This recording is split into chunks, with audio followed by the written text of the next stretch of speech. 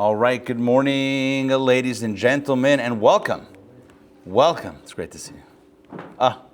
Welcome to Kabbalah Café. This is our weekly excursion into all things Kabbalistic. And today's topic is all about breaking the fourth wall.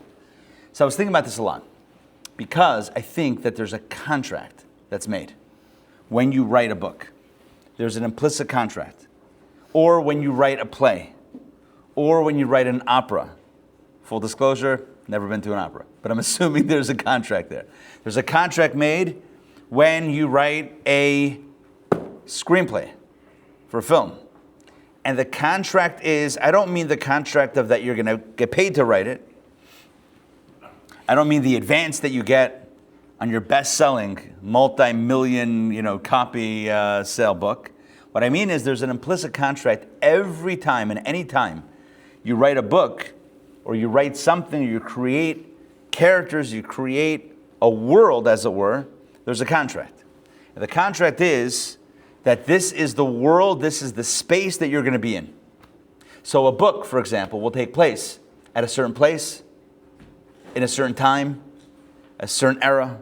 Okay, let me ask you a question. Are there certain genres that just don't do it for you? Like you're like Netflix and you come across this new series and it's got like everyone's dressed up in like Victorian era gear and you're like, yeah, that's not interesting, right? And some people are like, yes, I love that. The authors or author created a contract. You might not like the contract, and that's okay, but there's a contract. The contract is essentially the deal. The deal is this is what we're talking about. These are the parameters. It's going to take place in this era, and therefore, when was the Victorian era? Guys, if you could please just turn off ringers and phones just so that everybody will have a clean and silent background, and my ringer was on as well, so it's now off. So, when was the Victorian era? I don't even know when this was. When was Queen Victoria? How many years ago? Does no one like this genre? I imagine it's a few hundred years ago, right? In England? We're talking about England? What is it? Yes. England? Toba, are you an expert in this era? I'm not an expert. And just like playing quiet? All right. So, one of the things that are in the contract, if you're writing like a screenplay, if you're writing a book about it, is there's not going to be any cell phones in the story. Right? There won't be any cell phones in the story. Why won't there be cell phones? That would be convenient. People call up each other. Hey, how's it going? Hanging out with the Queen today. I don't know what the genre's about. But like, yeah, why did I pick a genre that I have no clue about? Only Hashem knows. But here we are. So, part of it is that you're not going to mix in things that don't make sense. That's why you have, I don't know, like the Academy Awards. Gives out like awards for the best costume design. It's probably not the people that just look like this. It's probably something a little bit more elaborate. Oh, it's the period piece or it's the sci-fi thing or whatever. You're in a world, you operate by those worlds. You dress like that. You look like that. You talk like that. Everyone's got accents, right? And you're using the technology or the tools or the things. You're riding a horse, you're not riding a Tesla. That's just the way it is. Maybe back in the day they had self-driving horses. Like, those that like knew which horses were the horses. But there's a contract. There's a context. There's a contract. If you're reading Harry Potter, which I also didn't read. This is amazing. I'm just picking all the things I have no clue about. If you read Harry Potter, you know there's going to be magic. Right? It takes place in England. In what era? What era are we? No, not right. No. All right. Is it modern? Is it old? Present. Is it present time? All right. But you know there's going to be a little bit of fantasy. There's a little sci-fi or whatever it is. Little, I don't know. That's not witch. It's magic, spells, and other sorts of hijinks. Whatever. That's the nature of the situation. Every book has a context. and you stay in the context. If suddenly the whole book changes and flips on you, it'll be like, what is happening here? You're reading a book about life in Victorian England, and then suddenly people have smartphones? You're like, what is this? Who wrote this? And the answer will, of course, be AI. I'm kidding. Not even AI would write that, because it knows it's already taken all the good books and it's just respinning all the things, because that's 2026 and all. The point is that there's always a context, and the context is essentially the contract. It's where you are, and you essentially opt in. If you're reading it, then you're opting into it. You're going to be transported to that world, to that space, to that paradigm, and the entire story, the entire narrative will take place in that paradigm. Now, if you want a different paradigm, great. Close the book and pick up a different one. Right? Change the show. Switch the channel. Cancel your Netflix. I'm kidding. Whatever it is, or not. Right? Just change it up and you'll have it changed up. But if you're in, you're in. But of course, we want to go a little bit deeper into the conversation. And so imagine that you're not the one reading the book, but imagine you're the character that's been written into the book. Now it's going to get a little trippy. Imagine you're not the third party that's reading a book that someone wrote. You're not an outside party reading a text about someone. Imagine you're the character that is being written into the book. So imagine that you take on that persona. Not you take on that persona. You are that person. You are that character. You are Harry Potter, or you are whatever. And you've been written into the script by the author.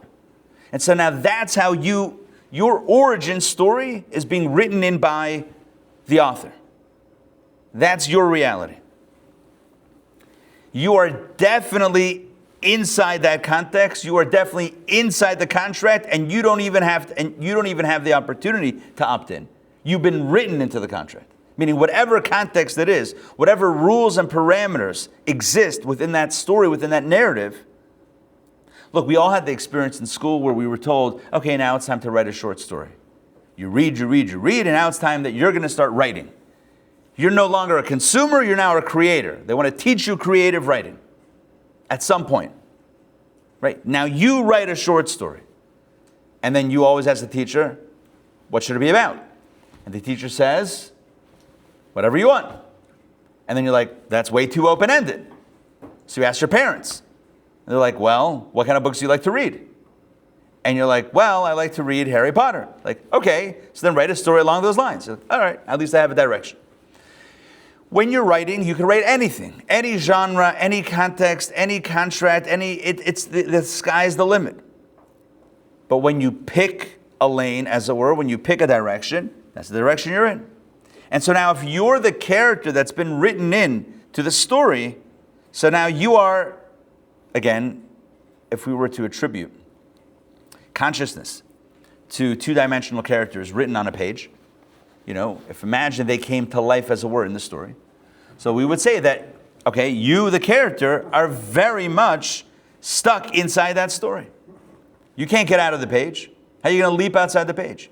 You are completely subject and dependent on the creative mind of the author, and limited to the parameters of the context. If you were written in a story that takes place in Victorian England, then you do not have a smartphone. Even if you really, really want one, I don't know how you would know to want one, but you only have the tools that you've been given because you've been written in a certain context. So the reason why I'm saying, the reason for this buildup is because this is getting a little trippy. When we talk about characters in a book coming to life, that already gets a little trippy. But you and I can definitely relate to opening up a book and reading a story that's in a certain context. But now again, just imagine going one step further, one step deeper. You're no longer outside the book, now you're inside the book. You are the character. You ever read a book and wow, the characters really came to life? Wow, that author really brings the characters to life. Good character development. Yeah, well imagine if they really came to life. On the page, in the page, oh, that's Shalom, scootering on by, right? In the page, on the page, coming to life. Like literally coming to life. Still stuck within the page. And the first, you can imagine, the first awareness would be, possibly, the first awareness would be something along the lines of, I'm alive. I exist. I'm real. I exist. Then you become aware of the characters around you. Oh, I exist and you exist. We're having a conversation. That's kind of cool. And then I exist, you exist, the context exists, the world exists. This universe created by the author, this exists. And that becomes the ceiling, the wall, and the floor of your reality. You are firmly entrenched. Not only entrenched, you're firmly fixed and stuck inside the creative narrative of the author. You cannot get outside of it.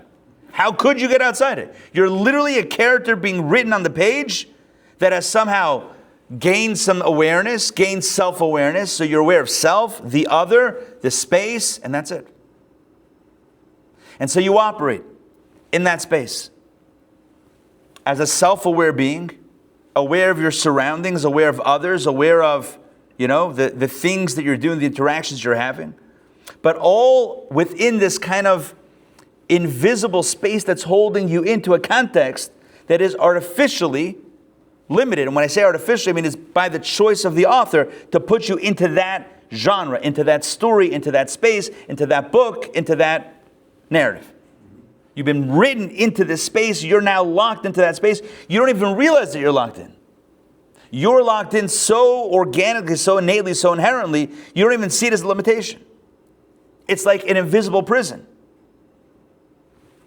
It's like the Truman Show almost, right? Or the Matrix. You're written in, something was going on in the 90s. People were getting like super trippy existential.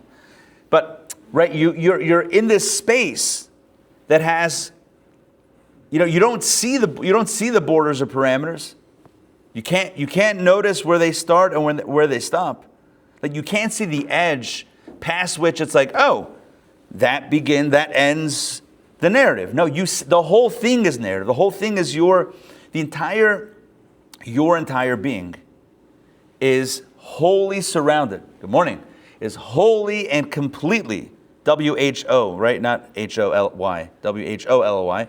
Completely surrounded by the context, by the story, by the narrative, and by the contract that the author creates. The author says, this is the paradigm. These are the parameters of the story. These are the rules. You can do this, you can't do that. You can speak to these people, these are your friends, these are your enemies. This is the context, this is the story, this is your purpose, this is your mission. Read a book like The Alchemist. There's a mission, there's a story, there's a this, there's a that. Right? Every book has its space. And you're the character that's been written into that book. And so you have a role, you have a space, you have dialogue, you have lines to say, things to do, things to accomplish within that story. So you've come to life. The author did a really good job. Now you've come to life and you're aware and you begin facilitating, you begin, doing your thing. And all you're aware of is this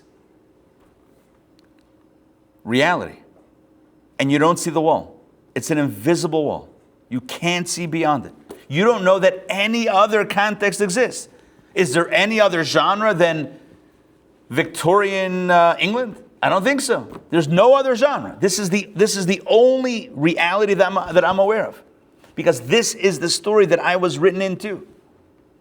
I can't even conceive of another option. Until one day, you have an epiphany. And you think about the following. You say, wait a second. What if I am but a character in a story? What if this is not like the reality, but only my reality? What if this is not the totality of all existence or the totality of everything that is? What if this is one story written by an author that's beyond this story, that just chose to create this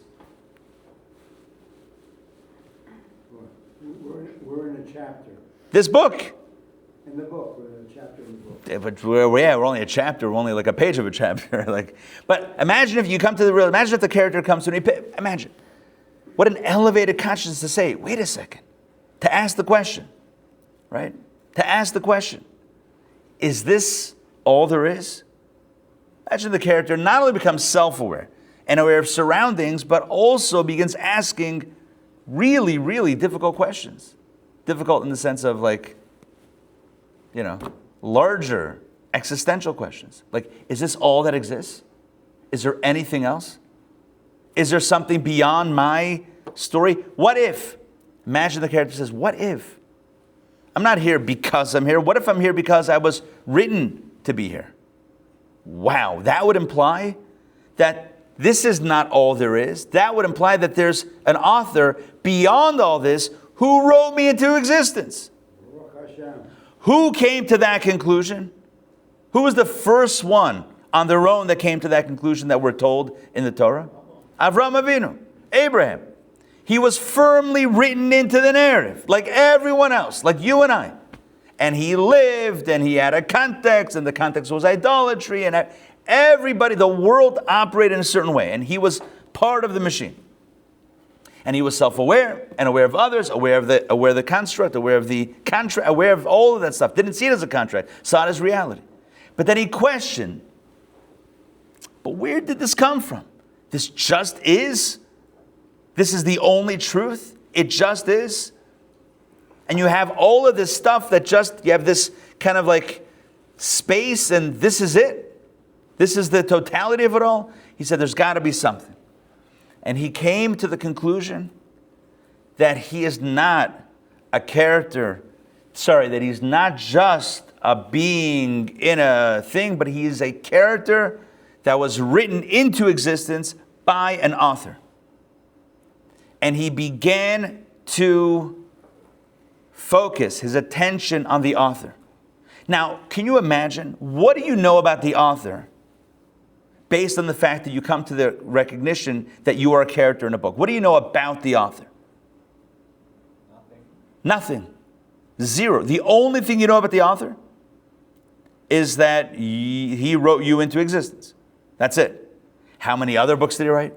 How many other worlds did he create? How many other realities are out there? How many other this, that? You have no clue. What's his personality? No idea. No idea about anything other than there is an author.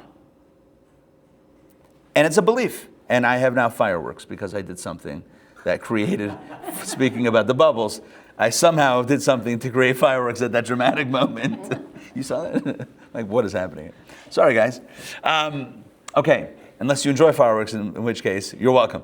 So, you are the character, and you're living your life. And then you come to the conclusion, you say, wait a second, I think I'm a character. I don't think I'm real. On some sort of huge objective, level that would be, chiyuv hametziut, how would you translate that? I don't believe that I'm, absolute existence. I think I was created into it. I think I was written. I think there might be an author to this.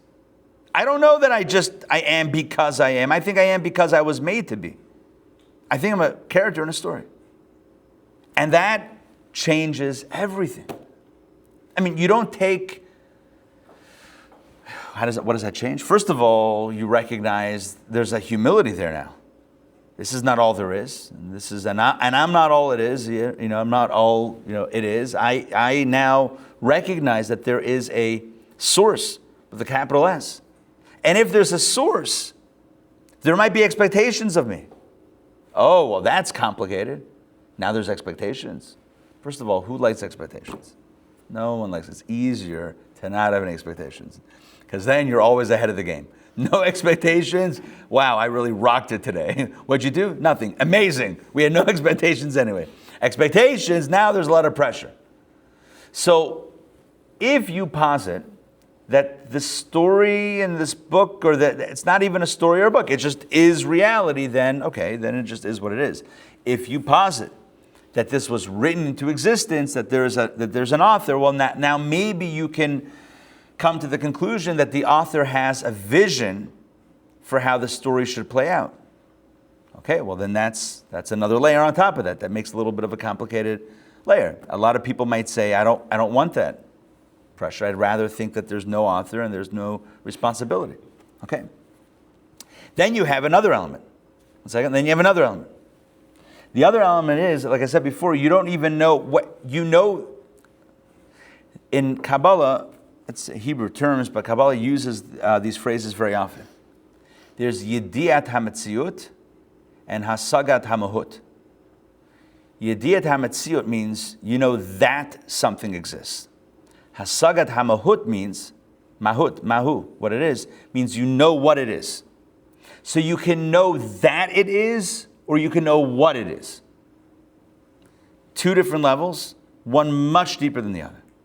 Knowing that there is an author is level one. Knowing what the author is, that's a whole other conversation. To know that, okay, so if you look at anything, you look at this camera. I love this camera. It's fantastic. I also love the fact that it's from the Extra company, which was magically created after the government banned DJI from selling stuff. Anyway, same internals. Yeah, they rebranded under an American company, and it's so it's legal to sell. Anyway, here's the point. I look at this camera, and I know one thing. Somebody made it. Somebody designed it. Didn't just make itself. Like, if I were to tell you that, this camera made itself, designed itself, thought it created the concept, sketched it out, designed it, produced it. I know there's robots in factories now that make stuff. I know that. But someone's got to be driving the train. At some point, maybe not. But right now, at least, soon we're going to have robots making the robots who make more robots. But as of right now, this is what we got. I see a camera, I see a computer, I see whatever it is, I see a water bottle. And I know somebody was involved. Now, do I know who, how, what, where, when? I don't know. I don't know who came up with the concept, how they came up with the concept, where it was. I know Apple says designed in Cupertino and made elsewhere, but But do I know the details, the fine details of where, how? I don't. But I know that it was made by, I know that there was a creator, a manufacturer. I don't know who. So Avram Avinu, the first Jew, comes to the conclusion, and it's a bold conclusion, because you can live, please God, 120 years, you can live a full life, and just be firmly entrenched in the story and never peer beyond the parameters of the page. You can just be the character that is self-aware and going about character stuff. Oh, dialogue with this one, dialogue with that one. I went to the store, I came back home, I did this, did that. You can live your life like that. Abraham said, wait a second. There's something, this is all a story. There's a creator. There's a creator to the story. There's an author with a capital A, with a capital C, creator. For the purpose of this conversation, we'll go with the typical term, God. So Abraham says, I think there's a God. And who is God in this context? I don't know who God is. I don't know God's personality. But I know that there is an author. I know that there is a creator. I know it because otherwise, where did this come from? Where does the story come from? Where do I come from? It doesn't make sense otherwise. Everything has to have a source. So Avram Avinu, is the first one. Now, there was a tradition, this is important to share as a side note. There was a monotheistic tradition of there being a creator that had been passed down from Adam Harishon, from the first human being, to his children. Good to see you. Welcome, welcome. To his children, and then to their children. There was a tradition of monotheism that had been by and large forgotten. Some select few individuals had this tradition. But it was almost like I think there's something called, and I'm not a philosopher, although I do play one on TV. I don't. I think there is some sort of parable of the cave. Is there a parable of the cave? Perfect. If you guys don't know, then I'll make it up right now. There's the parable of the cave. I'll sound more confident. The parable of the cave is, I don't know if this is the parable of the cave or my own parable. It doesn't matter, but imagine this story. The narrative goes like this. Imagine a family that for whatever reason is taken prisoner into a cave. Maybe more than a family, like a small community taken prisoner into the cave.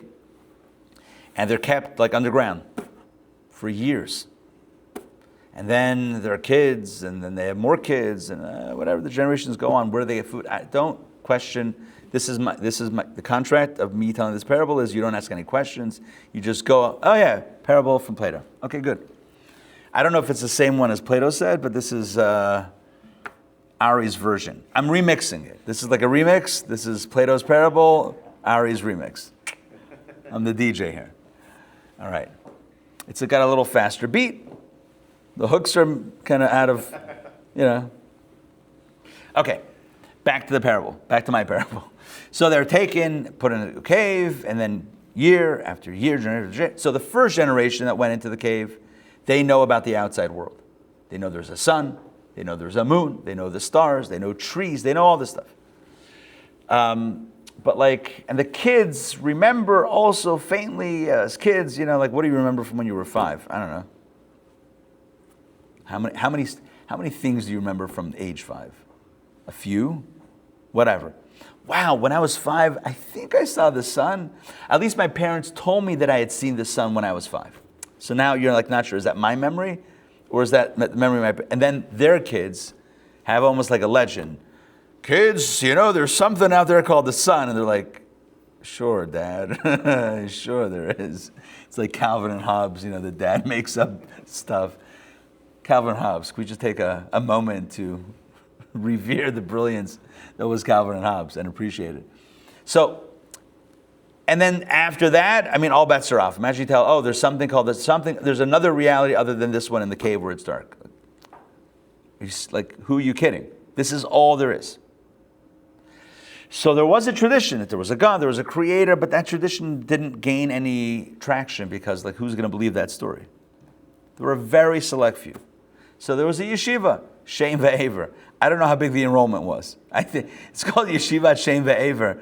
I think it might have been 2. It might have been the rabbis guys. Where's a big echo in the room. I have no idea how many monotheists there were that had this tradition. But Abraham was not brought up in that environment, in that family, in that yeshiva.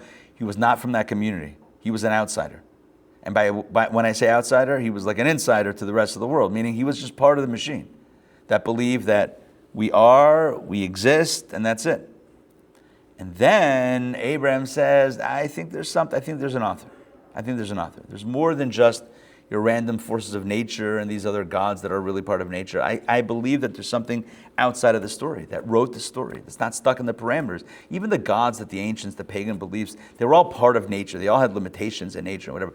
Abraham says, I believe there's a God that's beyond the story that chose to create a story. Just like you and I. Just like when you had that assignment to write a short story and you could come up with any, and you had no limitations on the story. You could write whatever story, concoct any story you want.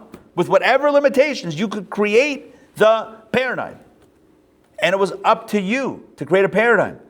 And therefore, every time you create a definition or paradigm, you're creating limitations. By the way, the definition of definition is limitation.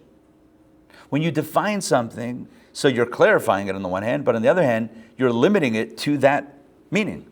You take a word and say, well, this is what this means. You know what you're saying? It doesn't mean everything else. When you write a story, when you're writing a book, you're writing a short story in school, you know what you're saying? This is the world we're in, and we're not in every other possibility. So imagine you choose a world, you choose a dynamic, you choose a paradigm. This is the space. So Abraham says, God chose this, but was he limited to choosing this?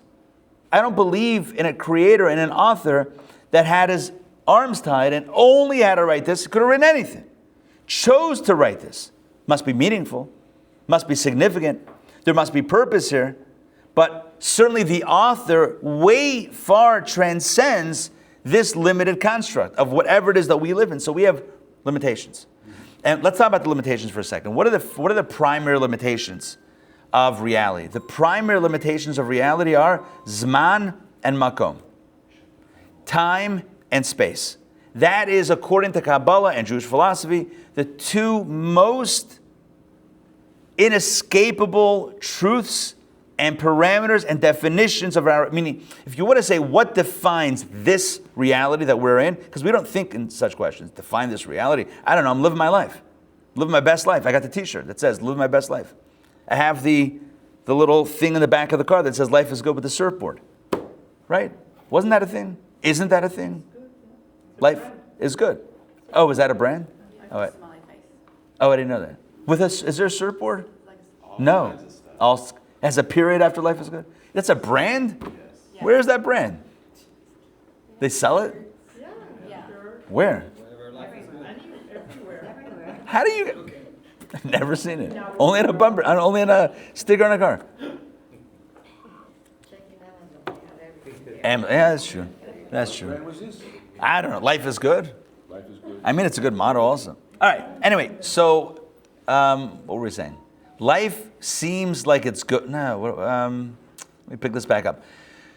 So you come to the conclusion that there is an author that is outside of the reality that could have written any. Oh, what are the parameters? Let me just get myself back on track here. So what are the essential parameters? The essential parameters are Zman and Makom, time and space. You cannot operate outside the time that you're in. Yes, we've written about it.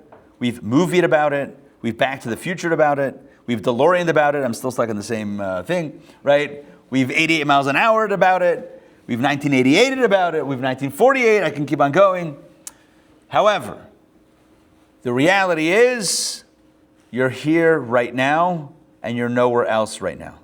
And that implies two things, time and space. You can only operate within one time, at one time, and you can only operate within one space at one time, within one space at one time. The two really work together. So for example, classic example, if I'm driving in a parking lot, looking for a spot, as one does, and I find a spot, and you also find the same spot, and simultaneously has that ever happened to you? Like two cars are pulling in the same time? You know what? I don't know how it's going to shake down, but here's the truth that I know. Only one car will make it into that spot, because two cars cannot occupy the same spot at the same time. Now, we can make a deal where you park first and then I park. Great, then it's two different times. So it can be the same space at two different times, or the same time at two different spaces, right? Because we can park next to each other. But it can't be the same time, the same space. That's not going to work. Zman and Makom, time and space, are firm and fixed limitations. You know who's not bound by that? The author. Now, can you imagine what that means? Can you imagine a reality in which there are no limitations of time and space? And I don't mean that you can, at will move, through time and space, because that still implies some sort of limitation, because you're still thinking about it in a limited fashion, a linear fashion, where you're like, oh, you're in this time, let me move to that time, and somehow, and then I'm going to change the thing all of that is still stuck in the time-space paradigm. Can you imagine a reality that's completely outside that? We can't fathom what that feels like or what that looks like. Go draw up that reality. Go draw up a reality in which space does not exist. Try to take the dimensions of this world. Try to take pen and paper, or acrylic and canvas, or try to take poetry, or try to take music, any art form you want, any creative medium that you want, media that you want, and try to impart or convey a space, a reality in which there is no space or no time. Can't fathom what that is. But you know what you can do? You can't know the mahut. You can't know what that looks like or what that feels like. But you can extrapolate and you can imagine that does exist. Because it would be very arrogant for the character in the story to say that my author probably has the same limitations that I have. That the author that chose to pen this book is stuck in the same dimension that I'm in because I'm in it, so of course the author is. That's called creating God in our image. That says if I have time and space limitations, God also is handcuffed by that. Really? Really?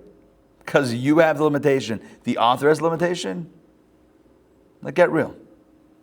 So for centuries, millennia, people lived without that awareness.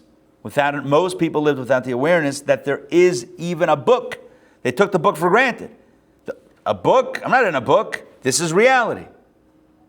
Like Jim Carrey in The Truman Show, right? This is, this is a set. This is my life. I'm not in a set. You're about to find out, my friend. Until, again, Abraham, and then he blasted out to the world. Abraham's like, wait a second. It's a set. It's a book. You're a character that's being written. Doesn't take away your importance or centrality. On the contrary, that an author that's not limited by your paradigm chose to create this space and put you in it as a character to give you purpose and meaning. That's the ultimate compliment. It's like the little girl that goes to her mother and says, "Where do we come from? Where do we come from?" And the mother says, "From God." And the girl says, "Wow, that's not what Dad said." The mom says, "Well, what did Dad say?" Dad says, "We come from the monkeys, from the apes." And the mother says, "Well, he was talking about his side of the family. I'm talking about my side of the family." Right? So what's your narrative? It is just because it is, or it is because a creator larger than this life chose to pen you into the book and is writing your name into the narrative on the chapter when you were born, wrote your name into the book. That is way more inspiring and empowering. Yeah. The question, respectfully, Rabbi. Yeah. About Abraham. He had free will. Yeah. Within this context of what you were saying, beyond Noah, who was the first savior of the physical world, but the issue of Abraham, some generations later, in a world that had no concept of God, and he was a journeyman for making. He was destined by his father to be an idol maker. Yes. And he chose by his own free will. But then, within this story, didn't Hashem give us the free will and also the judgment for our choices? So let's talk about that soon. We're going to get up to there soon. Because remember, we don't have much of a contract before Sinai. Because what is that contract? What are the rules? We don't really have a formal communication. We're going to get there in a second. Now, you talk about free choice. What's fascinating about free choice is free choice is interesting. Free choice within the confines of the story. Meaning you write a character and somehow, again, because you're like the ultimate writer, you're creating characters and giving them a little bit of flexibility in their own story. Where it's almost like, okay, I'm writing this character in and allowing the character almost on some level to choose their own adventure. But now, one second, choose their own adventure? No, choose their own adventure within a very limited scope. This is where you are. These are the rules, meaning time and space. You're stuck. You can't get out of that. You're not going to start flying out of the universe, out of the galaxy. That's not happening. Right? You're very limited to where you are within that. You know what I liken it to? When I was a kid, growing up in Pittsburgh, so there was an amusement park called Kennywood. It's still there. Kennywood Park.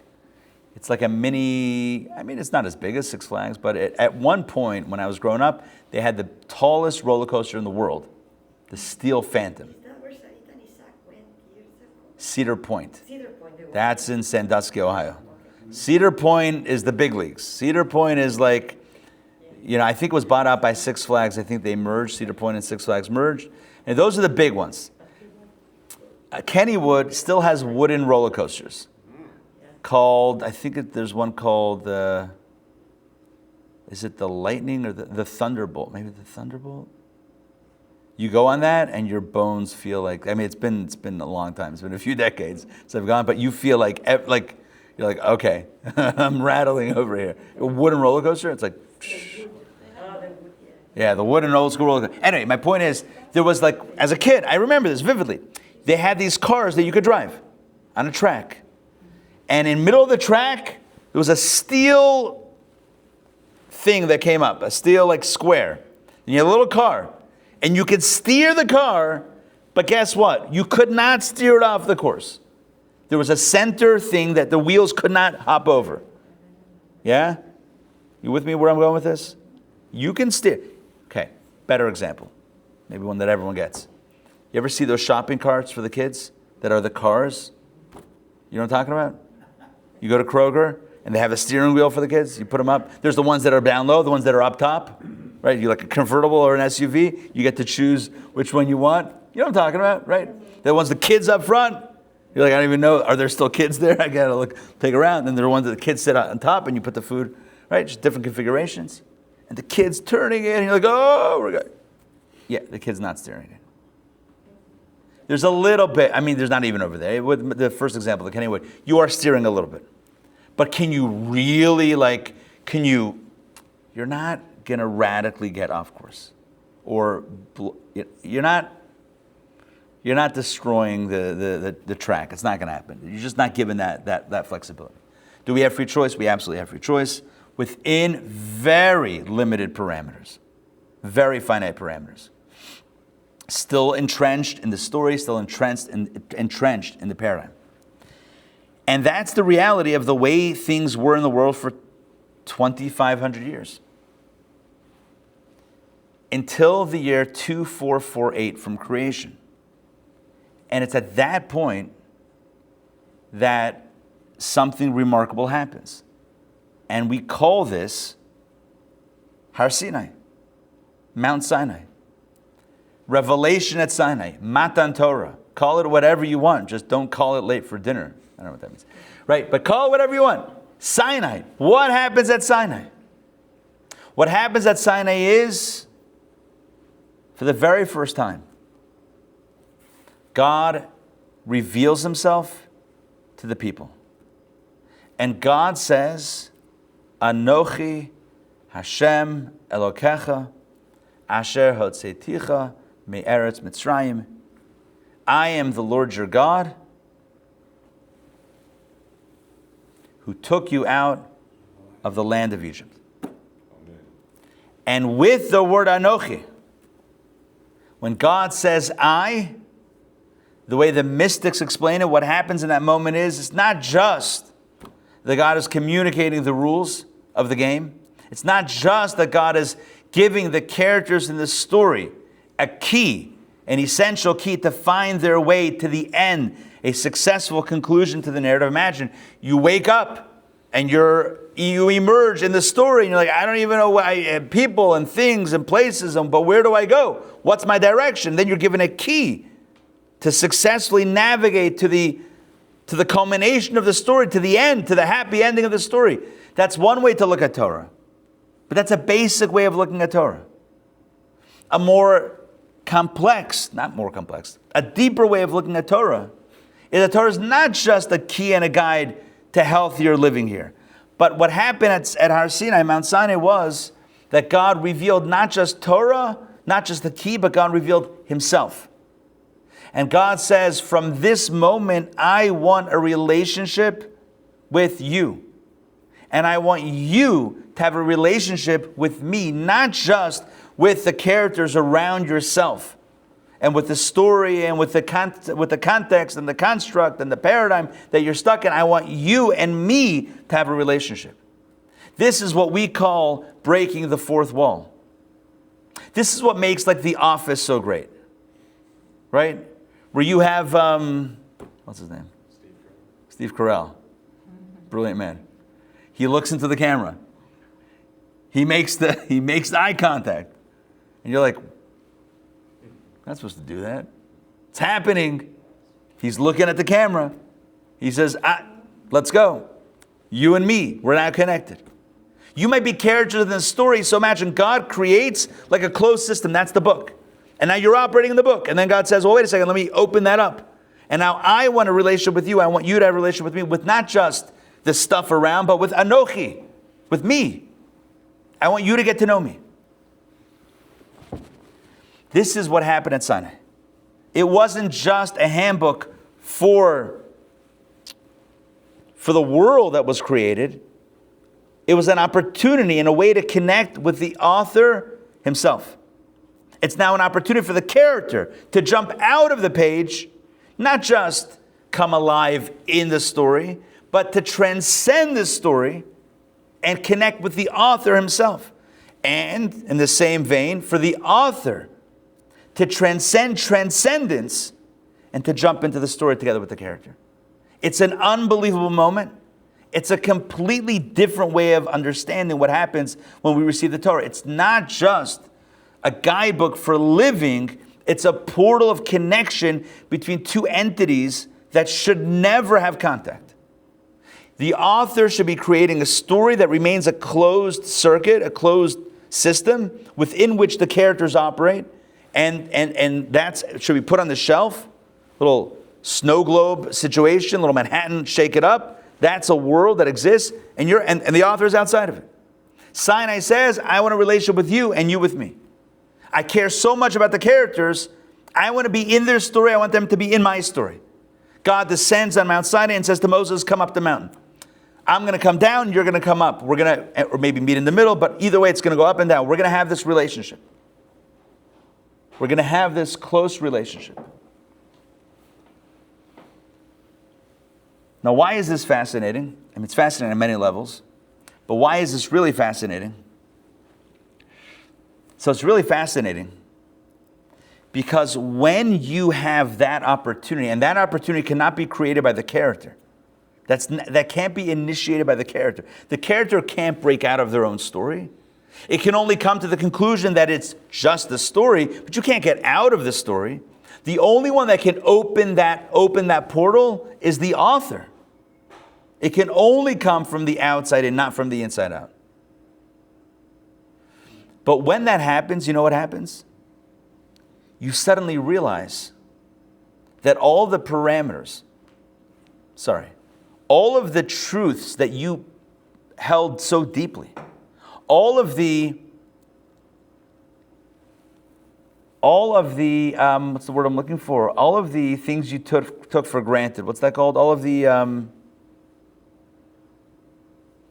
truths that you thought were absolute, you realize are not absolute at all.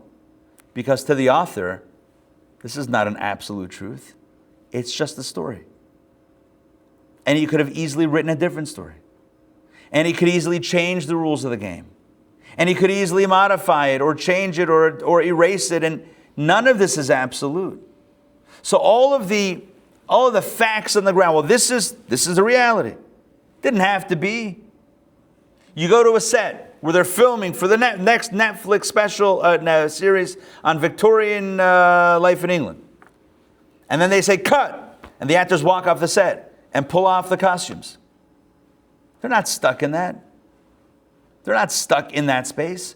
Oh, in this space, it feels very real. When you're watching it, right, because the camera lens, from the camera lens and out, that's the closed circuit. That's the space, that's the world that's created. But beyond the camera lens, outside of inside the camera, outside of inside, see where we're going? Basically outside. When you're outside of that, you're not stuck in the costumes. You're not wearing the wigs or wearing the fluffy things. I don't know what fluffy things are, but whatever. Right? You're not wearing all that. It's just people. You're not stuck in that. Oh, you're stuck with the script when you're acting on the set, but outside of that, you can say whatever you want. Now extrapolate that. Beyond this is all a script. This has limitations. We're the characters in this story, but then the author, not us, the author says, hey, this is who I am. Exposes the truth. The moment that's exposed is the moment that anything is possible, even things that are impossible in the story. Because now we're no longer limited by the story. So what is revelation at Sinai? What is, and the truth is the revelation at Sinai is the culmination of the Exodus. What begins at the Exodus culminates with Revelation at Sinai, and that whole story, Exodus, plague, splitting of the sea, Revelation at Sinai, it all speaks to one truth. And that is, don't take the parameters of this reality so seriously. Just because you and I appear to be stuck characters in the story, first of all, it's only a story.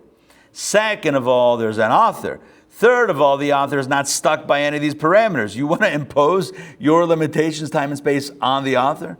Well, I don't know. Water can't stand like a wall. Who said? Oh, those are your rules. Guess who doesn't have to operate by those rules? Now, the author will typically operate by the rules that he wrote in the story because he wrote that story. Meaning, he wrote a world, and that's the world that he wrote with those parameters. Okay, but when the author wants to announce himself, you know what a really good way to announce that is? By breaking some of the rules and saying like, oh yeah, these don't actually exist. Not for me. And if you want to see what I look like when I show up, the rules don't exist either. That's what a miracle is. And so, what we call nature is also God. It's the creator authoring the story. That's no less divine than the miraculous. But it's two different modalities. There's one modality where the author, the creator, is writing the story, writing with the contract. This is going to operate this way, and it's not going to operate any other way. These are the limitations of the world that I'm creating. That's the author's writing that. But then when the author wants to invite you to their own space, the author says, okay, let me show you what no rules look like.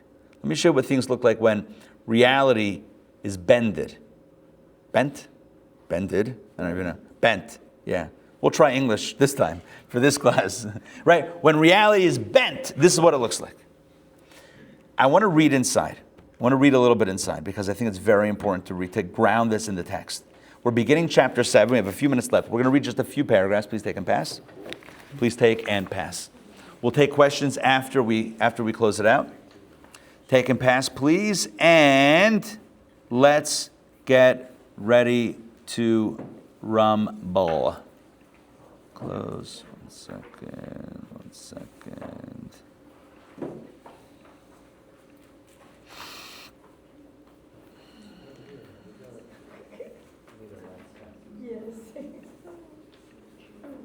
Okay, we are on page 88. Well, that should be the first page that you come to. I'm going to put this up for those joining on Zoom.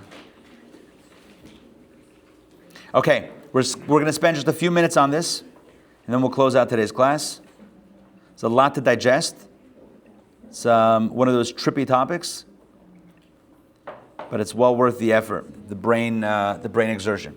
Page 88. Oh, wow. Can you make that up? Page 88. What did you say? We were just talking about 88 miles an hour. DeLorean, Back to the Future. It was 88 miles an hour when you I'm pretty sure if I recall correctly. All right, page 88, chapter 7. So he says like this. However, is obviously coming in contrast to what we said in the previous 6 chapters, which we're not going to review right now due to the interest of time. So we're just going to take however for granted. However, the verse, I, Anochi, Hashem Elokecha, I am the Lord your God, means that at the giving of the Torah there was an influx, not of God's creative writing energy, but rather an influx from the essence of the Ein Sof. Ein Sof means the infinite. For Anochi denotes sublimity, the sublime, that which transcends. This is the difference, he says, grammatical difference. Toba, once again, we have some Hebrew grammar wordplay here. The difference between Ani and Anochi, both of which translate as I. Ani denotes humility and Tzimtzum. Tzimtzum means contraction or limitation. As King David says, Va'ani tefilati, or Va'ani tefillah. And I am prayer, referring to the level of Malchut. So I is humility, is Tzimtzum, Malchut. We spent a few months covering the energy of Malchut. What is Malchut in a nutshell? Malchut is the Truman Show, the matrix, the limitation. Malchut is the process by which the author that's unbounded creates a limited construct. It's, if you want to know what Malchut is and what Tzimtzum is, it's very simple. It's when you got the assignment in school to write a short story and you're like, about what? I have too many ideas. And then you limited and you locked it down to one idea and you wrote that story with that character in that space in that time. You malchused it. You took something open-ended and you made it limited. That's what malchut is. For the level of malchut, let's continue. That is supernal speech, is a revelation in the manner of tzimtzum. It's called supernal speech. God speaks the world into being. That's how God authors, by speech. Even God did voice to text before it was a thing. Right? Now you can code, vibe coding. Everyone's vibe coding. I vibe coded an app I mentioned a few weeks ago, the Torah Center app. Not rolling it out yet. We're still working on some tweaks. But everyone's vibe coding. Yeah, you can code. You can vibe code. You can even speak. You can instruct it. You can say, hey, this is what I want. Boom, next thing you know. God said, let there be light. And there was light. How did he do it? Nowadays, it's like, yeah, I can also let there be light. I mean, we could even do, remember clap on? Clap on, clap off, the clapper? Remember that? No. The lights? Absolutely. It was clap to lights. It's not working. No. That was your cue. We waited the whole time for this dramatic revelation. Malchut is tzimtzum. Tzimtzum is speech. Speech is, it's all about creation. But what is creation by definition? It's definition. And what is definition by definition? Limitation. Creation is limitation. Tzimtzum is limitation. It's taking something that is infinite and open-ended, Ein Sof, and making it into it was a dark and stormy night. Oh, well, it wasn't a clear day then if it was a dark and stormy night. I'm limiting it to when it's taking place and where and how and who and what. Limitation, tzimtzum, malchut, that's the narrative. Anochi, that's all ani. Anochi, by contrast, is the level of keter. By the way, you know what anochi is? It's ani with the letter chaf. Ani and anochi, what's the difference? One letter, chaf. What does chaf stand for? Kaf? Keter, crown. Anochi, by contrast, level of keter, i.e. the level of sublimity, the essence of Ein Sof. It's a euphemism. Keter is higher than, like a crown. Keter means crown. Crown is higher than the person, higher than the body. So if the body is the story, Keter is the crown. Above that, Keter is a reference to God, God's essence and truth, who's beyond the story. It is not just divine radiance, such as was the case in the creation of the world, but rather a revelation of the essence of Ein Sof, meaning there's the energy that is employed when you write the story, and then there's the energy that you have within yourself, in your essence, meaning the story that you wrote is one part of you, but what about the totality of you? That totality of the author, of the creator, was revealed on full display at Sinai.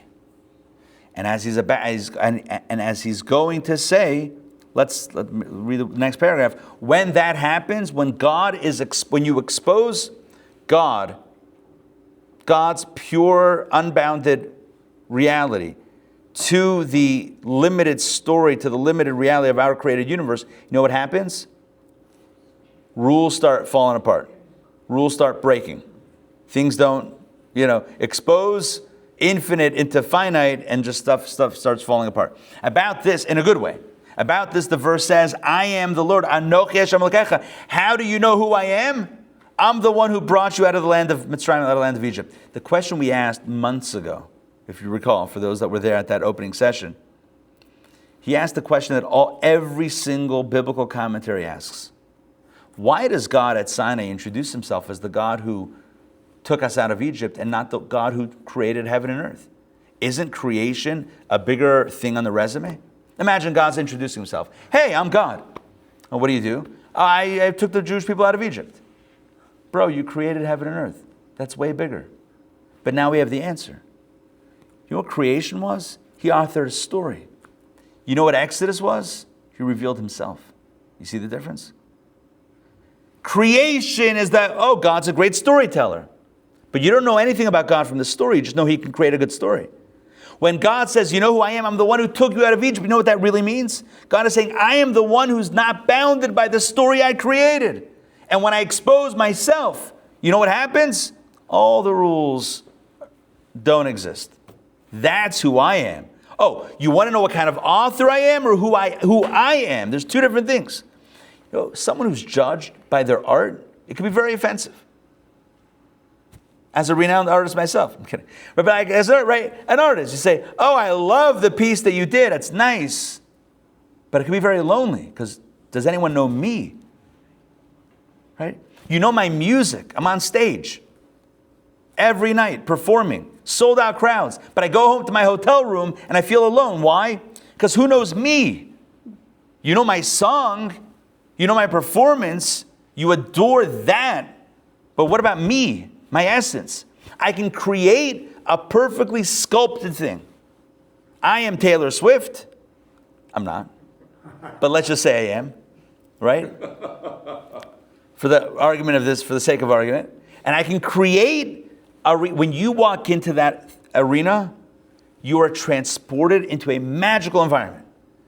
It's got sound, it's got light, it's got set, it's got sound, it's got perfectly curated choreography, the dance, the whole experience is perfectly created. You walk in, you're transported into a space that's amazing, incredible.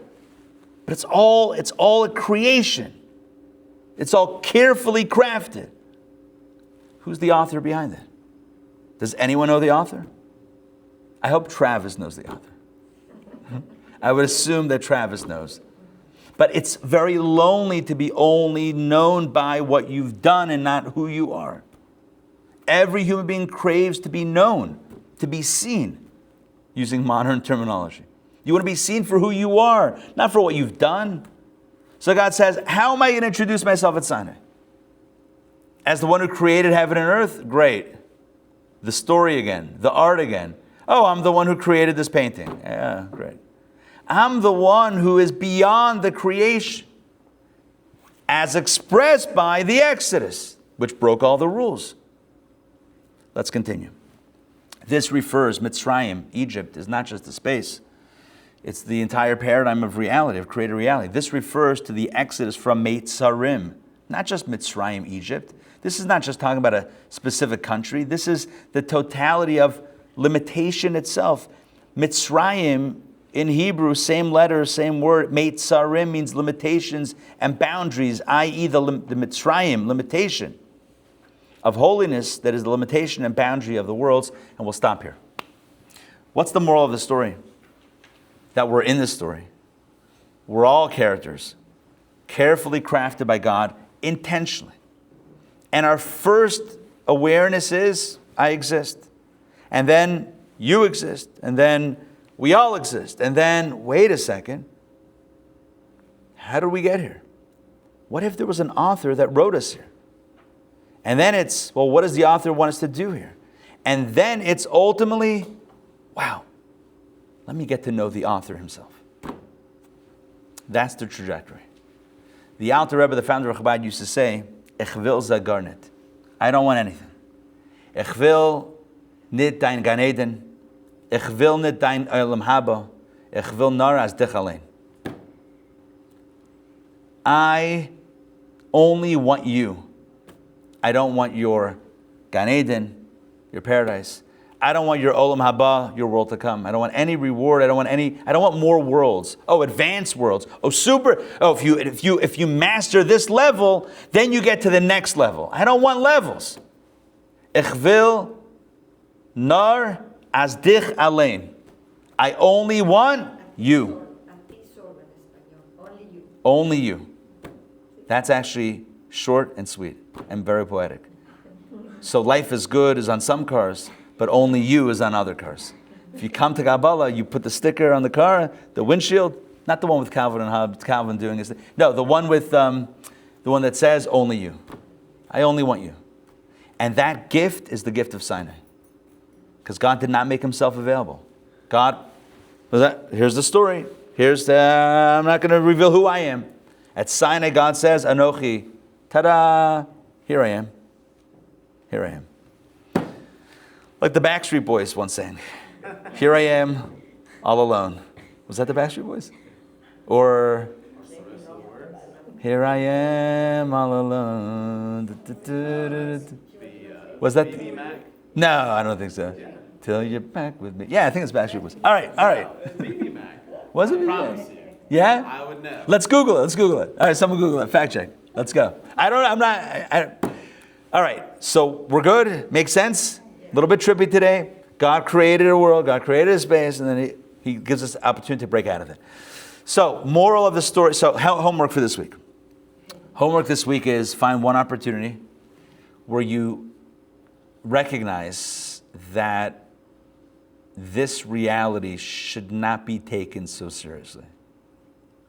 I don't mean that we should pretend like we can fly above it all and transcend boundaries and leap tall buildings with a single bound or whatever it was, and whatever that old Superman show was, the black and white version. Or remember Bill? What was his name? Batman. Whatever. Doesn't matter. The point is, I don't mean that. What I mean is, imagine if you realize that when you're driving on the highway and the guy cuts you off and whatever, is like, okay, it's all part of the story. Let it be. And only you. I've got bigger relationships, right? I've got bigger things to think about and to worry about than this one who looked at me the wrong way or whatever it is. That's all. I don't want to be stuck in the story so much. So stuck in the story that I can't see the forest from the trees. Gewalt. Let me be an enlightened character who realizes that there's something much bigger that we're after here. Not just playing like by these rules, but recognizing that there's an author, a creator that we can get to know. And every mitzvah we do is an opportunity to touch the author and connect with the author. Let's appreciate what we got, the opportunities we have. L'chaim. Thank you for joining today. We continue next week. We'll pick right up where we left off. More to come. Cliffhanger. I mean, my gosh. Episode 2. Episode next.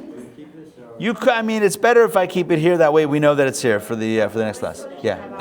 So, funny thing, I actually completed this homework about 2 weeks ago. Yeah. Because, and I made myself, make sure you talk to Rabbi Ari about this.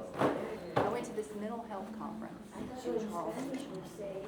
And when the guy introduces all the different speakers, most of which were psychologists, except this one guy who was like a monk of sorts. Okay. Like a spiritual. Yes. And the announcer said, "We're so happy we got this guy. We're highly recommended, all the way from Germany." Wow.